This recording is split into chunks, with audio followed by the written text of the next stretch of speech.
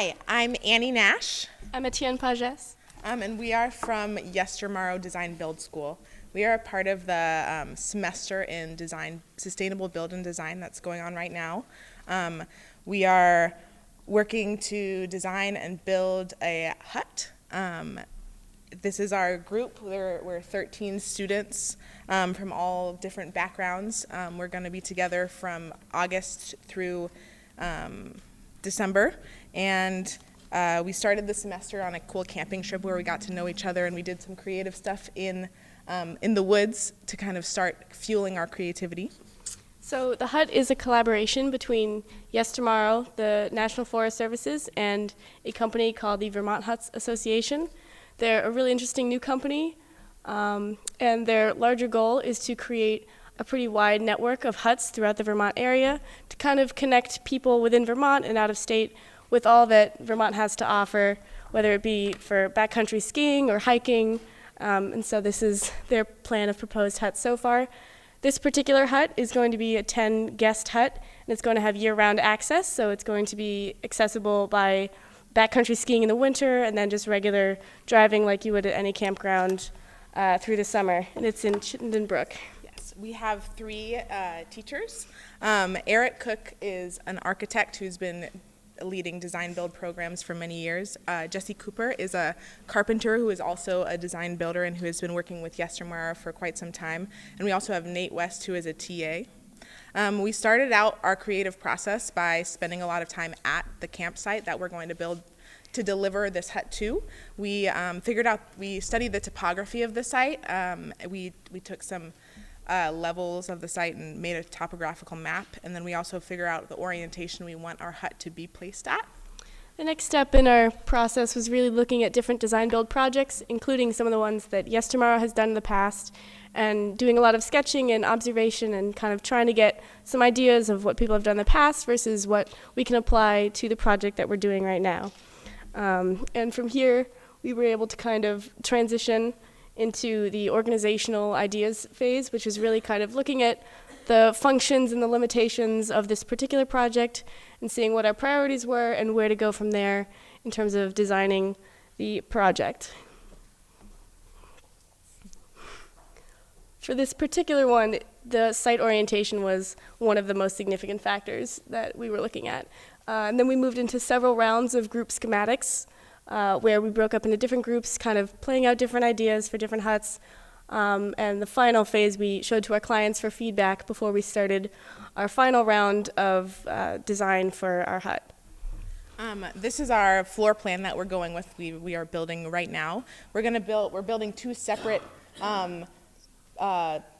buildings that we're attaching. We're going to deliver and attach on the site, where there's going to be a mudroom and then a sleeping sunroom where you can sleep 2 people. And then there's going to be a kitchen, a dining area, and a big bedroom that'll sleep 8 people with a sleeping loft area. We have intentional panoramic windows that down in the lower area here there will be there's a brook. So we have a beautiful view of a nice brook that's right on the campsite. Yes. And then we also spent a fair amount of time presenting our ideas to the client as well as to a group of local architects and design builders so that we could get the experience of having a more professional level critique of our both SketchUp work and hand-drafted work. Yeah. So we kind of began the actual building process by mapping out on our build site exactly where we wanted the boxes to go, and we actually put them in the orientation that they will be on our permanent site. And we started with the floor pack and had to take care to make sure it was durable enough and sturdy enough to really handle being transported to Chittenden Brook. We then proceeded to sheathing the bottom and the top and getting it really prepared for the walls, our staggered stud walls. And thankfully, we had some pretty great weather for the beginning of the design process, and it made it all the easier to start on the windows and the more significant framing elements. So here's when we raised our first wall. We decided to do a staggered stud wall system so that we could put insulation throughout the walls and have minimal thermal bridging so that it's pretty energy efficient.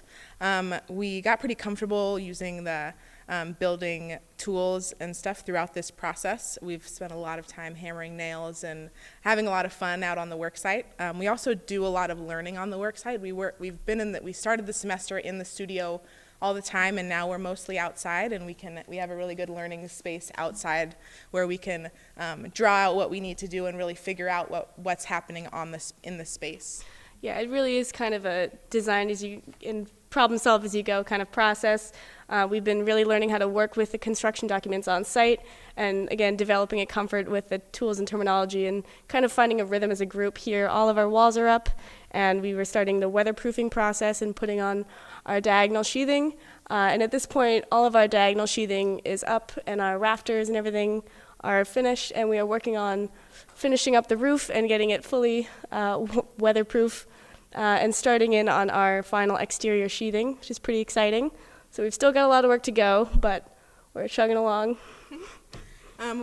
Since we have most of the structure up, we've spent some time recently figuring out what we're going to do with the interiors. We've done a lot of research on previous examples. We're planning on building our own bunk beds and building some really cool ski and bike storage outside, as well as trying to figure out some local materials.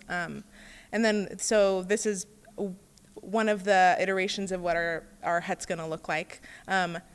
You'll enter on the way the top is, that's the front, and then this is the back with a nice big porch facing the brook. If you want to know more about this project or support this project, you can go to vermonthuts.org, and they're still looking for donations, and you could potentially come and stay in our hut. Thank you.